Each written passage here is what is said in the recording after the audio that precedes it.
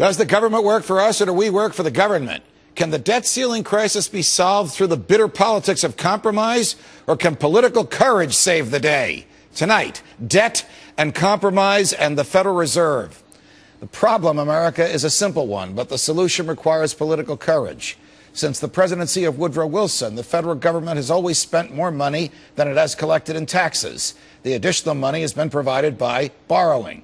When the borrowed money has become due, the government has simply borrowed more money, often at higher interest rates, and used the newly borrowed money to pay back the lenders who came calling.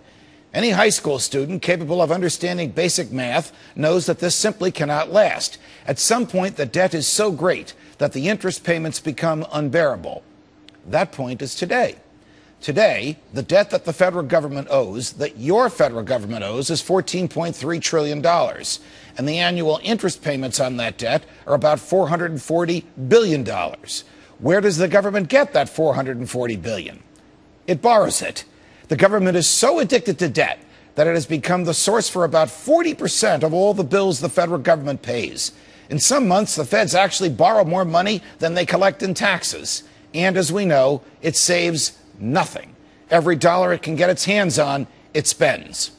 To make this even less transparent, the government has created its own bank and authorized that bank to print cash and then lend that printed cash to the government. This is the functional equivalent of counterfeiting. And anyone who thinks that this can continue without adverse consequences is willfully ignorant of basic economics. Think about it. If printing cash produced prosperity, then we'd all be rich. Instead, the government's now 100-year-old failed experiment of printing cash has burdened each person in America with a debt of over $44,000. In the last 2 years, the government's bank that counterfeits all this cash, the Federal Reserve, has done so to the tune of nearly $1.6 trillion.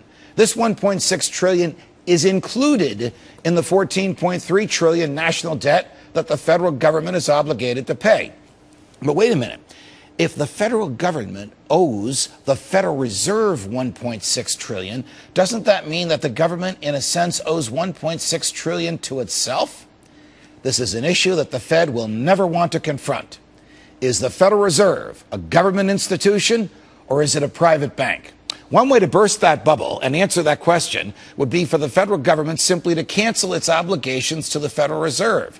In fact, Texas Republican Congressman Ron Paul suggested just last week that the federal government simply default on its payments to the Federal Reserve. No one would lose a nickel if we owe the money to ourselves.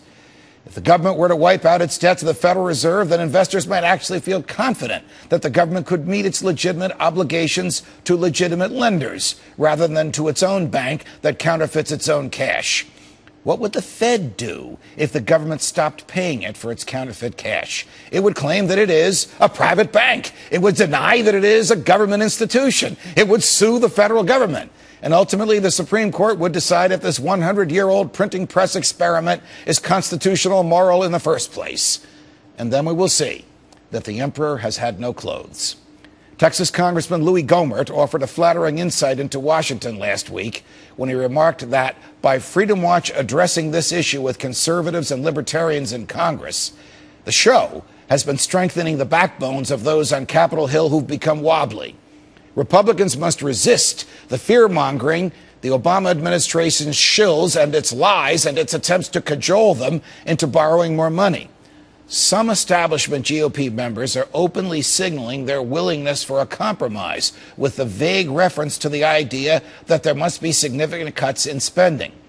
What they don't tell you is that significant cuts means reductions in increases in spending, not cuts in actual spending. It's a trick. Don't be fooled. History will judge the Republicans in Congress by the actions they take in the next few weeks.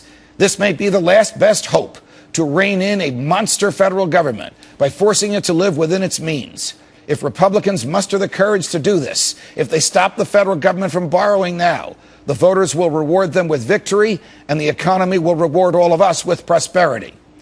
On the other hand, if the Republicans let the government continue its 100-year failing experiment, they will be relegated to the dustbin of history. Which do you want them to do? From